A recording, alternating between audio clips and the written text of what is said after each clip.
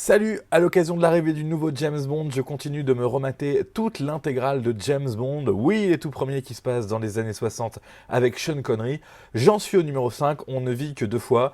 J'ai kiffé, j'ai passé un super moment. Ça dure presque 2 heures, c'est en dessous de 2 heures, donc ça c'est plutôt pas trop long, c'est plutôt cool. Et c'est vraiment un super James Bond. Déjà, le pré-générique, c'est génial. Ça se passe dans l'espace.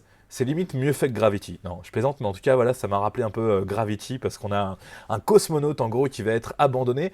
Parce que dans ce James Bond-là, ce qui se passe, c'est qu'il y a une mystérieuse organisation secrète, le Spectre, qui décide de capturer des vaisseaux spatiaux, à la fois aux Américains et aux Russes, histoire que les Américains et les Russes se soupçonnent mutuellement et se déclarent la guerre. Et on va demander à James Bond d'empêcher ça. Il va être envoyé du côté du Japon, ce qui est plutôt cool.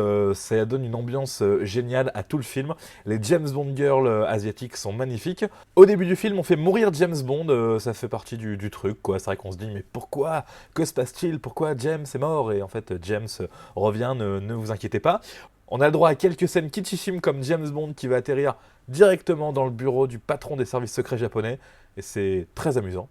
On a le droit à la petite scène spéciale macho avec James Bond qui est chez le patron des services secrets japonais avec plein de jolies filles. Mais sinon, c'est terrible. Il y a des pures scènes de combat, il y a des pures scènes d'action avec un combat d'hélico, une scène qui est à peu près bien faite pour l'époque. On a le droit à ce truc bien cool, le repère des méchants qui est caché dans le cratère d'un volcan. Et le numéro 1 de Spectre avec son chat sur les genoux est toujours aussi méchant. Quand vous échouez, il vous tue, et là c'est à base de piranha. Il y a un truc qui est top dans le film, c'est qu'on a des ninjas, mais oui. Même James Bond va aller s'entraîner chez les ninjas, histoire d'être fort pour la scène de fin, car la scène de fin ça va se passer dans le cratère, et là c'est terrible, ça se bat dans tous les sens. Il y a du combat, il y a des flingues, il y a des étoiles de ninja, il y a des acrobaties. Vraiment, ce James Bond est génial. On ne vit que deux fois, c'était le numéro 5. Et je vais passer très vite au numéro 6.